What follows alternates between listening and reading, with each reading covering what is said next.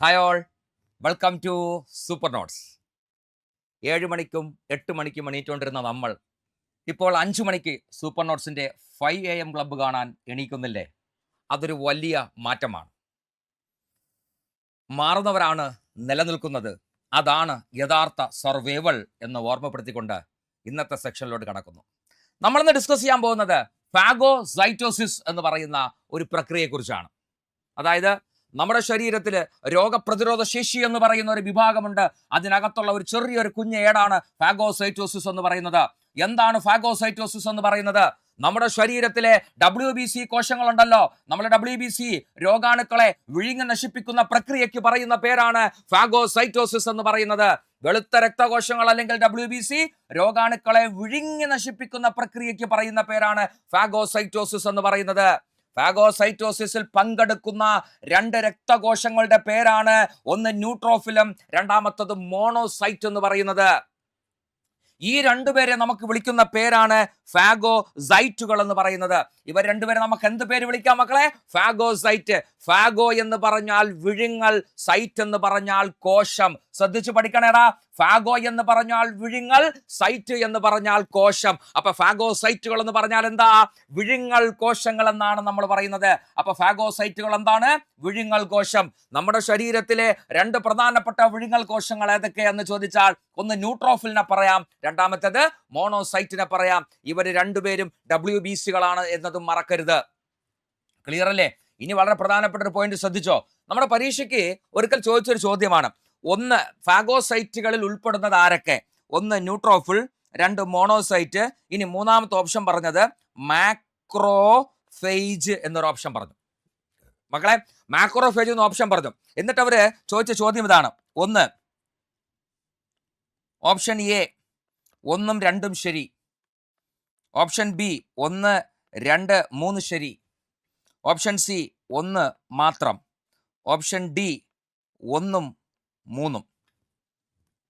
ഇങ്ങനൊരു ചോദ്യം വരുമ്പോൾ ഞാൻ നിങ്ങളെ പഠിപ്പിച്ച കണക്കനുസരിച്ച് അല്ലെങ്കിൽ നിങ്ങൾ പഠിച്ചു വെച്ച രീതി അനുസരിച്ച് നമ്മൾ എഴുതി വയ്ക്കുന്ന 2 പേരുണ്ട്. അവിടുത്തെ ആൻസർ എ എന്നായിരിക്കും നമ്മൾ എഴുതി വയ്ക്കുന്നത്. എന്നാൽ അവിടുത്തെ ആൻസർ എ അല്ല. ഒരാൾ കൂടി നമ്മൾ മാക്രോഫേജിൽ പഠിക്കേണ്ടതുണ്ട്. ഒരു ഫാഗോസൈറ്റിൽ പഠിക്കേണ്ടതുണ്ട്. അവന്റെ പേരാണ് മാക്രോഫേജ് എന്ന് പറയുന്നത്. അവന്റെ പേരാണ് മാക്രോഫേജ്. എന്താണ് മാക്രോഫേജ് എന്നപ്പോൾ നമ്മൾ പഠിക്കണ്ടേ? നമ്മൾ ഇങ്ങനെ ഓർത്തു വെച്ചിരിക്കുക. നമ്മുടെ ശരീരത്തിലെ ഫാഗോസൈറ്റുകൾ ഏതൊക്കെയെന്ന് ചോദിച്ചാൽ ഒന്ന് നമുക്ക് പറയാം മോണോസൈറ്റ്, രണ്ടാമത് നമുക്ക് പറയാം ന്യൂട്രോഫിൽ, ഇനി മൂന്നാമതൊരു പേര് കൂടി പഠിച്ചു വെച്ചോ. അവന്റെ പേരാണ് മാക്രോഫേജ് എന്ന് പറയുന്നത്. നമ്മുടെ രക്തത്തിൽ കാണപ്പെടുന്ന മോണോസൈറ്റുകൾ രക്തം എന്ന് പറയുന്ന കലയിൽ നിന്നും മറ്റു ചില കലകളിലേക്ക് കടക്കുമ്പോ അവന് വിളിക്കുന്ന പേരാണ് മാക്രോഫേജ് എന്ന് പറയുന്നത്. അപ്പൊ ശരിക്കും പറഞ്ഞ മോണോസൈറ്റിന്റെ ഒരു അപ്ഡേഷൻ ആണ് എന്തെന്ന് പറയുന്നത്? മാക്രോഫേജ് എന്ന് പറയുന്നത്. നമ്മളിപ്പോ പണ്ടത്തെ ബാലരമ ബാലഭൂമിയൊക്കെ നമ്മൾ വായിക്കുന്ന സമയത്താണ് മക്കളെ, ഈ ബാലരമ ബാലഭൂമിയൊക്കെ വായിക്കുന്ന സമയത്ത് നമ്മൾ ഇങ്ങനെ ഒരു കഥ കേട്ടിട്ടുണ്ടോ നിങ്ങള്? രാജാവ്, അതീവ ദയാലുവായ രാജാവ്, അദ്ദേഹത്തിന്റെ പ്രജകളുടെ ക്ഷേമം അന്വേഷിക്കാൻ വേണ്ടി രാത്രി ഭിക്ഷക്കാരന്റെ വേഷം കെട്ടി തെരുവിലൂടെ നടന്നു. ഒരു കഥ. വേറൊരു കഥ, കച്ചവടത്തിന്റെ മേന്മ അറിയാനായി അദ്ദേഹം ഒരു കച്ചവടക്കാരനായിട്ട് അദ്ദേഹം ചന്തയിലേക്ക് ഇറങ്ങി, മാർക്കറ്റിലേക്ക് ഇറങ്ങി. ഇങ്ങനത്തെ കുറെ കഥകൾ കേട്ടിട്ടില്ലേ? അതുപോലെയാണ് ഇവിടെയും. ഇവിടത്തെ കൊട്ടാരം എന്ന് പറയുന്നത് നമ്മുടെ രക്തമാണെങ്കിൽ ആ കൊട്ടാരത്തിലെ രാജാവാണ് മോണോസൈറ്റ് എങ്കിൽ ആ മോണോസൈറ്റ് ഇടയ്ക്കിടയ്ക്ക് വേഷം മാറി പ്രജകളെ അന്വേഷിക്കാൻ പോകുന്നതാണ് മാക്രോഫേജ് എന്ന് പറയുന്നത് എന്നൊരു മൈൻഡ് മനസ്സിൽ വെച്ചേക്കുക. അപ്പം മോണോസൈറ്റിന്റെ പരിഷ്കരിച്ച രൂപം അല്ലെങ്കിൽ മോണോസൈറ്റ് വിവിധ കലകളിൽ എത്തുമ്പോൾ അവന് വിളിക്കുന്ന പേരാണ് മാക്രോഫേജ് എന്ന് പറയുന്നത്. അപ്പോ ഒരു ക്വസ്റ്റ്യൻ വരെയാണ് തന്നിരിക്കുന്നതിൽ രക്തത്തിൽ കാണുന്ന ഫാഗോസൈറ്റുകൾ ഏതൊക്കെയെന്ന് ചോദിച്ചാൽ അവിടെ 2 ഓപ്ഷനേ ഉള്ളൂ നമുക്ക്. ഒന്ന് മോണോസൈറ്റും രണ്ടാമത്തത് ന്യൂട്രോഫിലും. മറക്കണ്ട. അപ്പൊ മോണോസൈറ്റും ന്യൂട്രോഫിലും എന്തുമായി ബന്ധപ്പെട്ടതാണ്? രക്തത്തിൽ കാണുന്ന ഫാഗോസൈറ്റുകളാണെങ്കിൽ മോണോസൈറ്റിന്റെ പരിഷ്കരിച്ച രൂപം അല്ലെങ്കിൽ മോണോസൈറ്റ് എന്ന് പറയുന്ന സാധനം രക്തത്തിൽ നിന്നും പുറത്തിറങ്ങി മറ്റ് ശരീരകോശങ്ങളിലെത്തി അവിടെ വിഴുങ്ങൽ പ്രക്രിയ നടത്തുമെങ്കിൽ അവന്റെ പേരാണ് മാക്രോഫേജ് എന്ന് നമ്മൾ പറയുന്നത്. ക്ലിയർ ആണെന്ന് വിശ്വസിക്കുന്നു. നോക്കടാ, മോണോസൈറ്റുകൾ രക്തക്കുഴലുകൾക്ക് പുറത്ത് കടന്ന് മറ്റു കലകളിലെത്തുമ്പോൾ അവിടെ മാറുന്ന രൂപത്തിന്റെ പേരാണ് മാക്രോഫേജ് എന്ന് പറയുന്നത്. ഓരോ സ്ഥലത്തെത്തുമ്പോൾ മക്കളെ ഇവന് ഓരോ വ്യത്യസ്ത പേരുകളാണെന്ന് മറക്കരുത് കേട്ടോടാ. ഓരോ സ്ഥലത്തെത്തുമ്പോൾ ഇവന് വ്യത്യസ്ത പേരുകളാണ്. നമ്മുടെ ശരീരത്തിലെ WBCകൾ എന്ന് പറയുന്നത് പ്രധാനമായിട്ടും 5 പേരാണ്. 5 പേര് WBCകൾ. അതിൽ ഒന്നാമത്തവന്റെ പേര് മോണോസൈറ്റ് എന്നാണ്. ഒന്നാമത്തെ പേരെന്താണ്? മോണോ എന്ന് പറഞ്ഞാൽ 1. അപ്പൊ ഒന്നാമത്തെ പേരെന്താണടാ? മോണോസൈറ്റ്. ഇനി രണ്ടാമത്തവന്റെ പേര് നോക്കടാ, ലിംഫോസൈറ്റ് എന്നാണ്. രണ്ടാമത്തവന്റെ പേര് ലിംഫോസൈറ്റ്. ഇനി മൂന്നാമത്തവന്റെ പേര് ഇസിനോഫിൽ എന്നാണ്. മൂന്നാമത്തവന്റെ പേരെന്താണ്? ഇസിനോഫിൽ.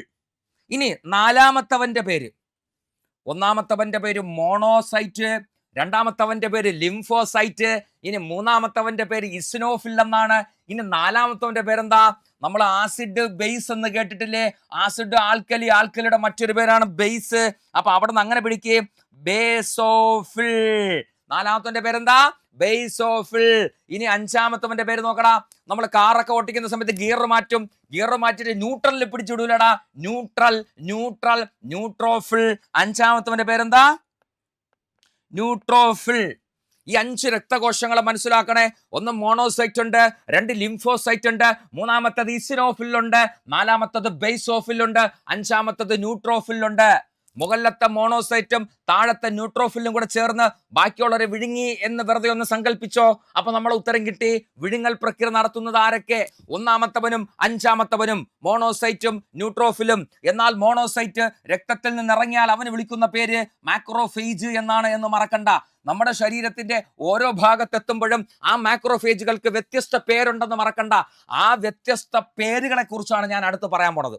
ശ്രദ്ധിച്ച് കേൾക്കണേ മക്കളെ. ആ വ്യത്യസ്ത പേരുകൾ എന്ന് പറയുമ്പോൾ നമ്മുടെ ശരീരത്തിന്റെ പല ഭാഗത്തും പല പേരുകളാണ് അവർക്ക്. പക്ഷെ നമ്മുടെ ടെക്സ്റ്റ് ബുക്കുമായി ബന്ധപ്പെട്ടും നമ്മുടെ സിലബസുമായി ബന്ധപ്പെട്ടും നമുക്ക് പഠിക്കേണ്ട പ്രധാനപ്പെട്ട ഒരു 3 പേരുണ്ട്. ആ 3 പേരെ മാത്രം നമുക്കൊന്ന് പഠിച്ചു വെക്കാം. ഓക്കെ അല്ലേ? റെഡി അല്ലേടാ? ഒന്ന്, തലച്ചോറ്. നിന്റെ തലച്ചോറിൽ കാണപ്പെടുന്ന ആ മാക്രോഫേജിന്റെ പേരാണ് മൈക്രോഗ്ലിയാൽ കോശം. ടെക്സ്റ്റ് ബുക്കിലുള്ളതാണേടാ. ടെക്സ്റ്റ് ബുക്കിലുള്ളതാണ്. ഞാൻ പുറത്തുനിന്നൊന്നും പറയുന്നില്ല. ടെക്സ്റ്റ് ബുക്കിലുള്ള പോയിന്റ് ആണ് മൈക്രോഗ്ലിയാൽ കോശം. അപ്പൊ തലച്ചോറിലെ അല്ലെങ്കിൽ നിന്റെ ന്യൂറോണിൽ ഉണ്ടാകുന്ന കേടുപാടുകളെ വിഴുങ്ങി നശിപ്പിക്കുന്നതാര്? അത് മൈക്രോഗ്ലിയാൽ കോശം. ന്യൂറോണിനെ ബാധിക്കുന്ന അണുബാധയെ വിഴുങ്ങി നശിപ്പിക്കുന്നതാര്? അത് മൈക്രോഗ്ലിയാൽ കോശം. അപ്പൊ ന്യൂറോണിലെ ഫാഗോസൈറ്റിന്റെ പേര് മൈക്രോഗ്ലിയാൽ കോശം. ന്യൂറോണിലെ മാക്രോഫേജിന്റെ പേര് മൈക്രോഗ്ലിയാൽ കോശം. മറക്കരുത്. ഇനി നിന്റെ ശ്വാസകോശം. എടാ, ശ്വാസകോശത്തിനകത്ത് വായു അറകളുണ്ട്. ആ വായു അറകളെ നമ്മൾ പറയുന്ന പേരാണ് ആൽവിയോൾ. അപ്പോ ആ വായു അറയെ വിളിക്കുന്ന പേരാണ് ആൽവിയോൾ. ശ്രദ്ധിക്കണേ. മൂക്കിലൂടെ നമ്മൾ ശ്വസിച്ചെടുത്ത സാധനം നേരെ നിന്റെ ഗ്രസനിയിലെത്തി, ഗ്രസനിയിൽ നിന്നും ശ്വാസനാളത്തിലെത്തി, ശ്വാസനാളത്തിൽ നിന്നും ശ്വസനിയിലെത്തി, ശ്വസനിയിൽ നിന്നും ശ്വസനികയിലെത്തി, ശ്വസനികയുടെ അഗ്രഭാഗത്തിരിക്കുന്ന ആ വായു അറയിലെത്തുന്നു. ആ വായു അറയുടെ പേര് ആൽവിയോൾ എന്നാണ്.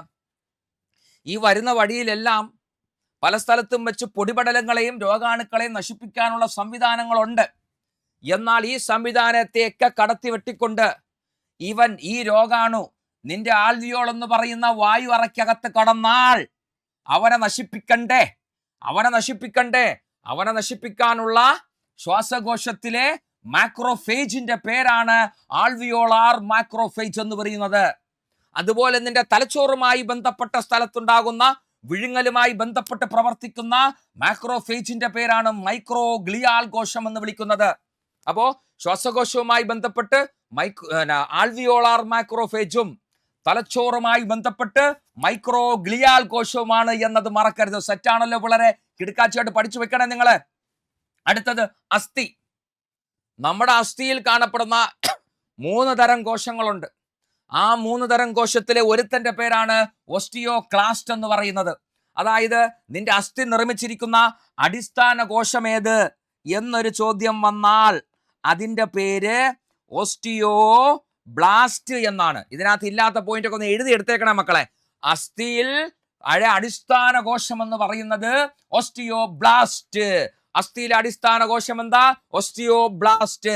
നിന്റെ അസ്ഥിക്ക് എന്തെങ്കിലും കേടുപാട് വരികയോ ആ കേടുപാടിനെ വിഴുങ്ങി നശിപ്പിക്കേണ്ടി വരികയോ ചെയ്യുമ്പോൾ അവിടെ നിന്നെ സഹായിക്കുന്ന മാക്രോഫേജിന്റെ പേരാണ് ഓസ്റ്റിയോക്ലാസ്റ്റ് എന്ന് പറയുന്നത്. അപ്പൊ അസ്ഥിയിലെ മാക്രോഫേജിന്റെ പേരെന്നോ അസ്ഥിയിലെ ഫാഗോസൈറ്റുകൾ ആരെന്ന് ചോദിച്ചാലോ അവിടത്തെ ഉത്തരം ആരാണ് മക്കളെ? ഓസ്റ്റിയോക്ലാസ്റ്റ് ആണെന്ന് മറക്കരുത്. ഓസ്റ്റിയോക്ലാസ്റ്റിന്റെ ഒരു പ്രത്യേകത കൂടി ഞാൻ പറഞ്ഞുതരാം. ഓസ്റ്റിയോക്ലാസ്റ്റിന്റെ പ്രത്യേകത സാധാരണ മനുഷ്യ ശരീരത്തിലെ ഒരു കോശത്തിനകത്ത് ഒരു മർമ്മമാണ് എങ്കിൽ ഓസ്റ്റിയോക്ലാസ്റ്റിനകത്ത് ഒന്നിലധികം മർമ്മമാണ് കാണപ്പെടുന്നത്. അപ്പോ മൾട്ടി ന്യൂക്ലിയേറ്റഡ് ആയിട്ടുള്ള കോശത്തിന് ഉദാഹരണം നമ്മുടെ ശരീരത്തിൽ ഓസ്റ്റിയോക്ലാസ്റ്റ് ആണ് എന്ന് മറക്കരുത്. മൾട്ടി ന്യൂക്ലിയേറ്റഡ് അല്ലെങ്കിൽ ബഹു മർമ്മം, ഒന്നിൽ കൂടുതൽ മർമ്മം കാണപ്പെടുന്ന മനുഷ്യ ശരീരത്തിലെ കോശത്തിന്റെ പേരാണ് ഓസ്റ്റിയോക്ലാസ്റ്റ് എന്ന് പറയുന്നത്. അതായത് നമുക്കറിയാം മനുഷ്യ ശരീരത്തിലെ കോശങ്ങൾക്ക് മർമ്മമുണ്ട്. അപ്പോഴും ഒരു കാര്യം ശ്രദ്ധിക്കണേ, മർമ്മമില്ലാത്ത രണ്ട് പ്രധാനപ്പെട്ട കോശങ്ങൾ മനുഷ്യ ശരീരത്തിലുണ്ട്. ഒരെണ്ണം RBCയും രണ്ടാമത്തത് പ്ലേറ്റ്ലെറ്റുമാണെന്ന് മറക്കരുത്. അപ്പൊ RBCയും പ്ലേറ്റ്ലെറ്റിനും എന്തില്ല? മർമ്മമില്ല. എന്നാൽ നമ്മുടെ ശരീരത്തിൽ ഒന്നിൽ കൂടുതൽ മർമ്മമുള്ള ഒരു പ്രത്യേക കോശമാണ് ഓസ്റ്റിയോക്ലാസ്റ്റ് എന്ന് പറയുന്നത്. ഇനി ഓസ്റ്റിയോക്ലാസ്റ്റിന് ഒന്നിലധികം മർമ്മം വരാനുള്ള കാരണം എന്താണെന്നറിയോടാ മക്കളെ? ശ്രദ്ധിച്ചു കേട്ടോ. ഞാനിതാ ഇപ്പൊ ഒരു റൗണ്ടിൽ വരച്ചില്ലേ, ഇതാണ് ഒരു ഓസ്റ്റിയോക്ലാസ്റ്റ് എന്ന് വെച്ചോ. ഈ ഓസ്റ്റിയോക്ലാസ്റ്റിനകത്ത് ഇതാ 1, 2, 3, 4, 5 മർമ്മം ഞാൻ വരച്ചു. ഓസ്റ്റിയോക്ലാസ്റ്റിനകത്തുള്ള ആ ഉണ്ടംപൊരിയെ കണ്ടോ? 5 ഉണ്ടംപൊരിയെ കണ്ടോടാ? രാവിലെ 5 മണിക്കാണ് നമ്മൾ ഉണ്ടംപൊരിയെ കുറിച്ചൊക്കെ പറയണത്. ചായരോട് അടിപൊളിയായിരിക്കും അല്ലേ? 5 ഉണ്ടംപൊരി പറഞ്ഞില്ലേ? ആ 5 ഉണ്ടംപൊരി ആരാ? അതാണ് മർമ്മം. അപ്പൊ ഇവിടെ ഓസ്റ്റിയോക്ലാസ്റ്റ് എന്ന് പറയുന്ന ഞാൻ ഈ പിക്കിൽ കാണിച്ചിരിക്കുന്ന സാധനത്തിൽ 5 മർമ്മമുണ്ടെങ്കിൽ അതിനർത്ഥം 5 മോണോസൈറ്റുകൾ ചേർന്നിട്ടാണ് ഈ ഒരു ഓസ്റ്റിയോക്ലാസ്റ്റ് ഉണ്ടായത് എന്ന് വേണം മനസ്സിലാക്കാൻ. മനസ്സിലായ? 5 മോണോസൈറ്റിന്റെ 5 മർമ്മങ്ങൾ അതിനകത്തുണ്ട്. പക്ഷെ അത് കോശശരീരം അല്ലെങ്കിൽ അതിന്റെ കോശസ്തരം ഒന്നായിട്ട് മാറി. ഇനി ഇതിനകത്ത് 50 മർമ്മമാണെങ്കിൽ അതിനർത്ഥം എന്താ? 50 മോണോസൈറ്റുകൾ ചേർന്നിട്ടാണ് ആ ഒരു ഓസ്റ്റിയോക്ലാസ്റ്റ് ഉണ്ടായത് എന്ന് വേണം മനസ്സിലാക്കാൻ. പിടികിട്ടിയ ഏരിയകൾ മനസ്സിലായ? ഒന്നുകൂടി ഞാൻ ഈ ഭാഗങ്ങൾ പറയാണ്, വൃത്തിക്ക് പഠിച്ചെടുത്തോ, നിനക്ക് പരീക്ഷയ്ക്ക് ഒരുപാട് ഉപകാരപ്പെടും. ഒന്നുകൂടി ഞാൻ പറയാം. നമ്മുടെ ശരീരത്തില് മാക്രോഫേജ് എന്ന് പറഞ്ഞാൽ മോണോസൈറ്റ് രക്തത്തിൽ നിന്നും പുറത്തിറങ്ങി ഉണ്ടാകുന്നതാണ്. മാക്രോഫേജുകൾ എന്ന് പറയുന്നത് നമുക്ക് പ്രധാനമായിട്ടും 3 പേരെയാണ് പഠിച്ചു വെക്കേണ്ടത്. ഒന്ന്, തലച്ചോറുമായി ബന്ധപ്പെട്ട അല്ലെങ്കിൽ നാഡീവ്യവസ്ഥയുമായി ബന്ധപ്പെട്ട മൈക്രോഗ്ലിയാൽ കോശം. 2, ശ്വാസകോശത്തിനകത്തെ വായു അറയിൽ കാണുന്ന ആൽവിയോളാർ കോശം. 3, അസ്ഥിയെ സംരക്ഷിക്കുന്ന, അസ്ഥിയുടെ കേടുപാടുകളെ പരിഹരിക്കുന്ന, അസ്ഥിയിലെ മുറിവുകളെ പരിഹരിക്കുന്ന ഓസ്റ്റിയോക്ലാസ്റ്റ് എന്ന് പറയുന്നവൻ. മൈക്രോഗ്ലിയാൽ കോശത്തിന്റെ പ്രത്യേകത, നിന്റെ ന്യൂറോണിൽ ഉണ്ടാകുന്ന ചെറിയ ഫോൾട്ടുകളെയോ അവിടെ എത്തുന്ന രോഗാണുക്കളെയോ വിഴുങ്ങി നശിപ്പിക്കുന്നത് ആര്? മൈക്രോഗ്ലിയാൽ കോശം. നിന്റെ മൂക്കിലൂടെ നീ വലിച്ചെടുക്കുന്ന വായുവിലുള്ള രോഗാണുക്കളെ പല സ്ഥലത്ത് വെച്ച് നമ്മൾ നശിപ്പിക്കുമെങ്കിലും ചിലരതെല്ലാം കടന്ന് ശ്വാസകോശത്തിലേക്ക് എത്തും. ശ്വാസകോശത്തിന്റെ ആ വായു അറയിലെത്തുന്ന അല്ലെങ്കിൽ ആ ആൽവിയോളിൽ എത്തുന്നവനെ വിഴുങ്ങി നശിപ്പിക്കുന്നവന്റെ പേരാണ് ആൽവിയോളാൽ മാക്രോഫേജ് എന്ന് വിളിക്കുന്നത്. നമ്മൾ നേരെ അസ്ഥിയിലോട്ട് വന്നു. അവിടെ നമ്മൾ 2-3 പ്രത്യേകത പറഞ്ഞു. അതായത് അസ്ഥിയിലെ പ്രധാനപ്പെട്ട കോശം എന്ന് പറയുന്നത്, അസ്ഥിയിലെ അടിസ്ഥാന കോശം എന്ന് പറയുന്നത് ഓസ്റ്റിയോബ്ലാസ്റ്റ് ആണെങ്കിൽ അസ്ഥിയിൽ വിഴുങ്ങൽ പ്രക്രിയ നടത്തുന്നത് ആര് എന്ന് ചോദിച്ചാൽ അത് ഓസ്റ്റിയോക്ലാസ്റ്റ് ആണെന്ന് മനസ്സിലാക്കുക. അസ്ഥിക്കെന്തെങ്കിലും കേടുപാടുകൾ വന്നാൽ അത് പരിഹരിക്കണമെങ്കിൽ ആരുടെ സപ്പോർട്ട് വേണം? ഓസ്റ്റിയോക്ലാസ്റ്റിന്റെ സപ്പോർട്ട് വേണം. സാധാരണ മനുഷ്യ ശരീരത്തിലെ കോശങ്ങളിൽ ഒരു ന്യൂറോണാണ്, ഒരു ന്യൂക്ലിയസ് അല്ലെങ്കിൽ ഒരു മർമ്മം, ഒരു ഉണ്ടംപൊരിയാണ് കാണുന്നതെങ്കിൽ ഇവിടെ ഒന്നിൽ കൂടുതൽ മർമ്മം അല്ലെങ്കിൽ ഉണ്ടംപൊരി കാണുമെന്ന് മനസ്സിലാക്കണം. എന്നാൽ മർമ്മമില്ലാത്ത 2 കോശമുണ്ട്. ഒന്ന് RBC, രണ്ടാമത്തത് പ്ലേറ്റ്ലെറ്റ്. ഓസ്റ്റിയോക്ലാസ്റ്റിന്റെ പ്രത്യേകത മൾട്ടി ന്യൂക്ലിയേറ്റഡ് ആണ്. ആരെന്ന് പറയുന്നത്? ഓസ്റ്റിയോക്ലാസ്റ്റ് എന്ന് പറയുന്നത്. പോയിന്റ് ക്ലിയർ ആണോ? അപ്പൊ ഓസ്റ്റിയോക്ലാസ്റ്റിന്റെ പ്രത്യേകത എന്താണ്? മൾട്ടി ന്യൂക്ലിയേറ്റഡ് ആണ്. ഓസ്റ്റിയോക്ലാസ്റ്റ് എന്ന് പറയുന്നത് വിഴുങ്ങൽ കോശമാണ്. ഓസ്റ്റിയോക്ലാസ്റ്റ് ഒരു ഫാഗോസൈറ്റ് ആണ്. ശരിയോ തെറ്റോ? ശരിയാണ്. ഓസ്റ്റിയോക്ലാസ്റ്റ് ഒരു മാക്രോഫേജ് ആണ്. ശരിയോ തെറ്റോ? ശരിയാണ്. ഇത്രയും സംഭവങ്ങൾ പിടികിട്ടി എന്ന് ഞാൻ വിശ്വസിച്ചുകൊണ്ട് അടുത്തതിലോട്ട് കടക്കുകയാണ്. മക്കളെ, ഈ പിക്ക് ഒന്ന് ശ്രദ്ധിച്ചോ.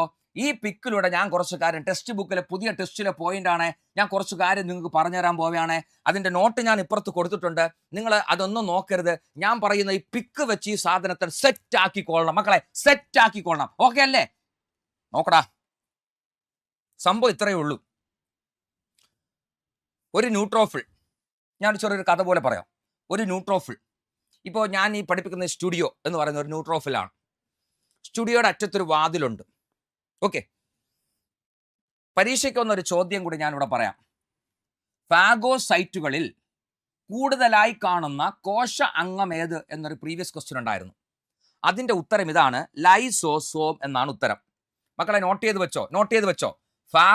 എഴുതിയെടുത്ത് തന്നെ പഠിക്കണം കേട്ടോ, എഴുതിയെടുത്ത് പഠിച്ചോ.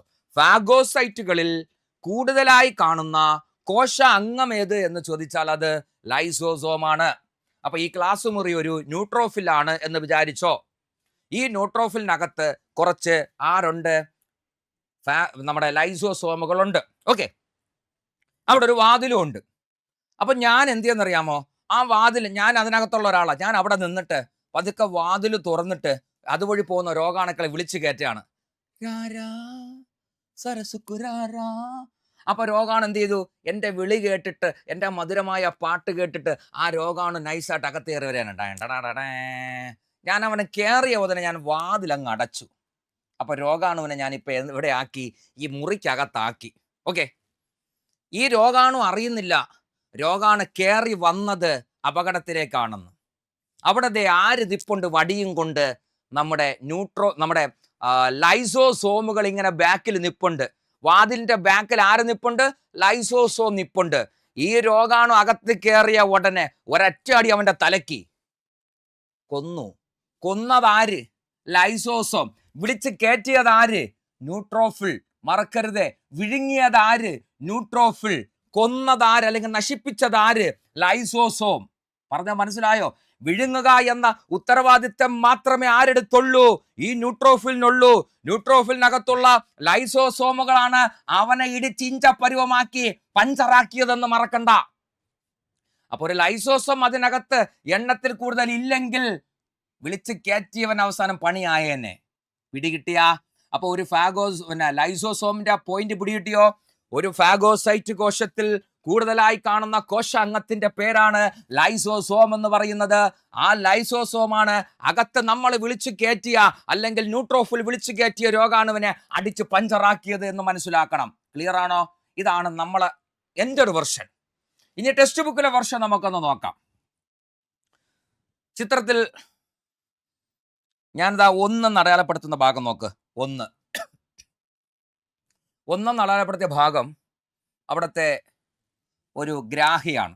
അതായത് ഈ മുറിക്കകത്ത് ഞാൻ വിളിച്ചു കയറ്റിയില്ലേ, ഞാൻ എന്ന് പറയുന്ന ഗ്രാഹി, ഞാനൊരു ഗ്രാഹിയാണ്. ഞാനാണ് അവനെ വിളിച്ച്. അപ്പൊ എന്നെ കണ്ടപ്പോഴാണ്, എൻ്റെ പാട്ടിൻ്റെ ആ മാധുര്യം കണ്ടപ്പോഴാണ് ഈ രോഗാണു വിചാരിച്ചത് വാ ഇവിടെ ഒന്ന് കുറച്ചൊരു പാട്ട് കിട്ടിട്ട് പോവാ എന്ന് പറഞ്ഞ് കയറിയത്. അപ്പോൾ 1 എന്ന് പറയുന്ന ഗ്രാഹിയാണ്, അതാണ് ഞാൻ. ഓക്കെ, ഞാൻ വിളിച്ച് അവൻ അകത്ത് കയറ്റിയതും കയറിയ ഉടനെ നമ്മൾ അവനെ ഒരു ചാക്കിട്ടങ്ങ് മൂടി. ചിന്തിച്ചു നോക്ക്, അവനകത്ത് കയറിയ ഉടനെ അവൻ നമ്മളൊരു ചാക്കിട്ട് മൂടി എന്ന് പറഞ്ഞാൽ അവനെ നമ്മളൊരു സഞ്ചിക്കകത്താക്കി. ആരെ? രോഗാണുവിനെ. എടാ, ഇവിടെ ഞാൻ 3 അടയാളപ്പെടുത്തിയത് രോഗാണുവാണ്. ആ രോഗാണു ഇതാ വീണ്ടും ഞാൻ 3 അടയാളപ്പെടുത്തിയിരിക്കുന്നത് എവിടെയാണ്? രോഗാണു ഇപ്പോൾ ഒരു സഞ്ചിക്കകത്തായി. അപ്പോൾ ന്യൂട്രോഫിലിനകത്തൊരു രോഗാണു കയറി, ആ രോഗാണു ഒരു സഞ്ചിക്കകത്തായാൽ അതിന് വിളിക്കുന്ന പേരാണ് ഫാഗോസോം. അപ്പൊ സഞ്ചിക്കകത്തായ രോഗാണുവിന്റെ പേര് ഫാഗോസോം. മനസ്സിലായോ? ഒരു ഫാഗോസൈറ്റിനകത്ത് ഒരു രോഗാണു കടക്കുകയും ആ രോഗാണുവിനെ ഒരു സഞ്ചിക്കകത്താക്കുകയും ചെയ്താൽ ആ സഞ്ചി പ്ലസ് രോഗാണുവിന്റെ പേരാണ് ഫാഗോസോം എന്ന് പറയുന്നത്. ഇതാ നോക്ക്, ഞാനിതാ മാലം അടയാളപ്പെടുത്തിയിരിക്കുന്നത് കണ്ടോ? അത് ലൈസോസോമാണ്. അപ്പോ ഒരു സൈഡിൽ കൂടെ ഫാഗോസോം വരുന്നു, മറു സൈഡിൽ കൂടെ ലൈസോസോം വരുന്നു. ഫാഗോസോം എന്ന സഞ്ചിക്കകത്ത് ലൈസോസോമിനെ എടുത്തിടുന്നു. അപ്പൊ ഫാഗോസോം പ്ലസ് ലൈസോസോം എന്തെന്ന് ചോദിച്ചാൽ ഫാഗോ ലൈസോസോം എന്ന് നമുക്ക് വിളിക്കാം. ഞാൻ 5 എന്ന് അടയാളപ്പെടുത്തിയത് എന്താണ്? 5 എന്ന് അടയാളപ്പെടുത്തിയത് ഒരു സഞ്ചിയാണ്. സഞ്ചിക്കകത്തൊരു രോഗാണു ഉണ്ടായിരുന്നു. രോഗാണു ഉൾപ്പെടുന്ന സഞ്ചിയുടെ പേര് ഫാഗോസോം എന്നായിരുന്നു. ഫാഗോസോമിനകത്ത് ലൈസോസോം എത്തിക്കഴിഞ്ഞാൽ അതിന് വിളിക്കുന്ന പേര് ഫാഗോ ലൈസോസോം എന്നാണ്. ഇങ്ങനെ ചിന്തിക്ക്, ഞാൻ രോഗാണുവിനെ വിളിച്ചകത്ത് കയറ്റി, അവൻ അകത്ത് വന്നോടെ നമ്മളൊരു സഞ്ചിക്കകത്താക്കി, എന്നിട്ട് അവനെ കൊല്ലാൻ ഞാൻ സഞ്ചിക്കകത്ത് തേനീച്ച ഇട്ടെന്ന് വിചാരിച്ചോ. ആ തേനീച്ചയാണ് ലൈസോസോം. എന്നിട്ട് ആ ചാക്കിനെ പിടിച്ചങ്ങ് കെട്ടി. അപ്പൊ സഞ്ചിക്കകത്തുള്ള ആ തേനീച്ചകള് അതിനകത്ത്, അല്ലെങ്കിൽ കടന്നല് അതിനകത്തുള്ള രോഗാണുവിനെ ഛന്നാഭിന്നമാക്കി കൊല്ലുന്നു. മിച്ചമുള്ള വേസ്റ്റിനെ പുറത്ത് കളയുന്നു. പിടികിട്ടിയോ? നമ്മുടെ കൺക്ലൂഷൻ ഇത്രയേ ഉള്ളൂ. ഒരു രോഗാണു അതുവഴി പോയി, ന്യൂട്രോഫിൽ അവനെ കണ്ടു, വിളിച്ചവനകത്ത് കയറ്റി, ഒരു സഞ്ചിക്കകത്താക്കി, സഞ്ചിയെയും അവനെയും കൂടെ ചേർത്ത് നമുക്ക്, രോഗാണുവിനെയും ചേർത്ത് നമുക്ക് ഫാഗോസോം എന്ന് വിളിക്കാം. ഫാഗോസോം മുന്നോട്ട് പൊയ്ക്കൊണ്ടിരിക്കെ സൈഡിൽ കൂടെ ലൈസോസോം എന്ന് അതിനകത്തേക്ക് കയറി, സഞ്ചിക്കകത്ത്. അപ്പൊ ഫാഗോസോം പ്ലസ് ലൈസോസോം എന്ന് പറയുന്നത് എന്താണ്? അത് ഫാഗോ ലൈസോസോം എന്ന് നമുക്ക് വിളിക്കാം. ക്ലിയർ ആണോ? ഫാഗോ ലൈസോസോം എന്ന് വിളിക്കാം. എന്നിട്ട് ആ എന്തെങ്കിലും വേസ്റ്റ് ഉണ്ടെങ്കിൽ ആ വേസ്റ്റിനെ ന്യൂട്രോഫിലിൽ നിന്നും പുറത്തേക്ക് തള്ളുന്നു. ഇതോടുകൂടി അവിടെ രോഗാണു ചത്തിരിക്കുന്നു എന്ന് നമുക്ക് മനസ്സിലാക്കാം. പോയിന്റ് ക്ലിയർ ആണോ മക്കളെ? മനസ്സിലായെന്നാണ് എൻ്റെ ഒരു വിശ്വാസം. നമ്മുടെ നോട്ട് നീ നോക്കിക്കോ. ഫാഗോസൈറ്റുകൾ തങ്ങളുടെ ഗ്രാഹികൾ വഴി, അതായത് ഞാൻ വിളിച്ചു കയറ്റില്ല, അപ്പൊ ഞാനാണ് ഗ്രാഹികൾ വഴി രോഗാണുവിനെ തിരിച്ചറിയുന്നു. കോശസ്തരം രോഗാണുവിനെ ചുറ്റുകയും ഉള്ളിലേക്ക് വലിച്ചെടുക്കുകയും ചെയ്തു. അടുത്തെന്താണ് ഫാഗോസോം? രോഗാണു അകപ്പെട്ട കോശത്തിനുള്ളിലെ സഞ്ചി, കോശത്തിനുള്ളിലെ ലൈസോസോമുകൾ ഫാഗോസോമുമായി ഒട്ടിപ്പിടിക്കുന്നു. അതായത് ആദ്യം നമ്മൾ പറഞ്ഞു എന്താണ് ഫാഗോസോം? രോഗാണു ഒരു സഞ്ചിക്കകത്തായി, ആ സഞ്ചിയിലേക്ക് ആര് കണക്ട് ചെയ്യുന്നു? ലൈസോസോം കണക്ട് ചെയ്യുന്നു. നോക്കടാ, ഫാഗോ ലൈസോസോം. എന്താണ് ഫാഗോ ലൈസോസോം എന്ന് ചോദിച്ചാൽ നമുക്ക് സിമ്പിളായിട്ട് ഇങ്ങനെ പറയാം. Phagosome plus lysosome gives Fargo lysosome എന്ന് വിളിക്കാം. പോയിന്റ് ക്ലിയർ ആണോ? ലൈസോസോമിലെ എൻസൈമുകൾ അല്ലെങ്കിൽ ദഹനരസങ്ങൾ രോഗാണുവിനെ നശിപ്പിക്കും. ഞാൻ മനസ്സിലാക്കുന്നത് 70-ൽ കൂടുതൽ എൻസൈമുകളെയൊക്കെ ഉൽപ്പാദിപ്പിക്കാനുള്ള കഴിവ് ലൈസോസോമുകൾക്കുണ്ട് എന്ന് വേണം നമ്മൾ മനസ്സിലാക്കണം. അത്രയും പെർഫെക്റ്റ് ഉള്ള ഒരുത്തനാണ് ആരെന്ന് പറയുന്നത്? ലൈസോസോം എന്ന് പറയുന്ന സാധനം. പോയിന്റ് ക്ലിയർ ആണെന്ന് ഞാൻ വിചാരിക്കുന്നേ. അപ്പോൾ അങ്ങനെ രോഗാണുവിൻ്റെ അവശിഷ്ടങ്ങളൊക്കെ കോശത്തിന് പുറത്തേക്ക് പോയി, അങ്ങനെ എന്ത് ചെയ്തു? ആ കോശം നശിക്കുന്നു എന്ന് നമുക്ക് മനസ്സിലാക്കാം. പോയിന്റ് ക്ലിയർ ആണോ മക്കളെ? ഇത്രയും സെറ്റായിട്ട് കിട്ടിയോ നിങ്ങൾക്ക്? ഇത്രയും സെറ്റായിട്ട് കിട്ടിയോ? ഇതാണ് ഫാഗോസൈറ്റോസിസ് എന്ന് പറയുന്നത്. ഇനി ഫാഗോസൈറ്റുകൾ എന്ന ഒരു ലേബലിൽ ഓപ്ഷനിൽ വരാവുന്നത് നിങ്ങൾക്കിപ്പോൾ ആരൊക്കെ ആയിരിക്കും എന്ന് ആലോചിക്കടാ. 1 മോണോസൈറ്റ് വരാം, 2 ന്യൂട്രോഫിൽ വരാം, 3 മാക്രോഫേജ് വരാം, 4 മൈക്രോഗ്ലിയാൽ കോശം ഓപ്ഷനിൽ വരാം, 5 നമ്മുടെ ആൽവിയോളാൽ മാക്രോഫേജ് ഓപ്ഷനിൽ വരാം. പിന്നെ ഓപ്ഷനിൽ വരാവുന്നത് ഓസ്റ്റിയോക്ലാസ്റ്റ് ഓപ്ഷനിൽ വരാം. ഇപ്പം ഈ പറഞ്ഞവരെല്ലാം ഫാഗോസൈറ്റുകളാണ് എന്ന് മനസ്സിലാക്കണം. കാര്യം ക്വസ്റ്റ്യൻ എങ്ങനെ വന്നാലും നമുക്ക് എന്ത് ചെയ്യാൻ പറ്റണം പിള്ളേരെ? ഇത് എഴുതാൻ പറ്റണം. ക്ലിയർ ആണോ? ഇത്രയും പോയിന്റ് കിട്ടിയോടാ പിള്ളേരെ? ഓക്കെ. അപ്പോൾ നമ്മൾ പറഞ്ഞ പോയിന്റുകൾ ഇത്രയുമാണ്. ഞാനിനി കൂടുതൽ അതിനെ റിപ്പീറ്റ് ചെയ്ത് പറഞ്ഞ് ബോറടിപ്പിക്കുന്നില്ല. ഏതെങ്കിലും ഭാഗം മനസ്സിലാവാതെ ഉണ്ടെങ്കിൽ നിങ്ങൾ എന്ത് ചെയ്യുക? കൃത്യമായിട്ട് നോക്കുക. അതുപോലെ എല്ലാ ദിവസവും കൃത്യമായിട്ട് 5 മണിക്ക് തന്നെ നിങ്ങൾ ഇതുപോലെ ലൈവ് ഈ ക്ലാസ്സുകൾ കൃത്യമായിട്ട് കണ്ട് അവിടെ മുതൽ നിങ്ങളുടെ പഠനം നിങ്ങൾ ആരംഭിക്കണം. 5 മണിക്ക് കണ്ടിട്ട് 5:30 ആകുമ്പോൾ കിടന്ന് ഉറങ്ങരുത്. 5 മണി മുതൽ 1.5 മണിക്കൂർ അല്ലെങ്കിൽ 2 മണിക്കൂറെങ്കിലും രാവിലെ നിങ്ങൾക്ക് പഠിക്കാൻ പറ്റിയ അത് നിങ്ങളുടെ ജീവിതത്തിൽ വലിയ ഒരു മാറ്റമായിരിക്കും എന്നുള്ള കാര്യം നിങ്ങൾ മറക്കരുത്. ക്ലിയർ ആണല്ലോ? വേറെ ഒന്നും പറയുന്നില്ല. മറ്റൊരു സെക്ഷനിൽ നമുക്ക് വീണ്ടും കാണുന്നവരേക്കും ബൈ. Thank you.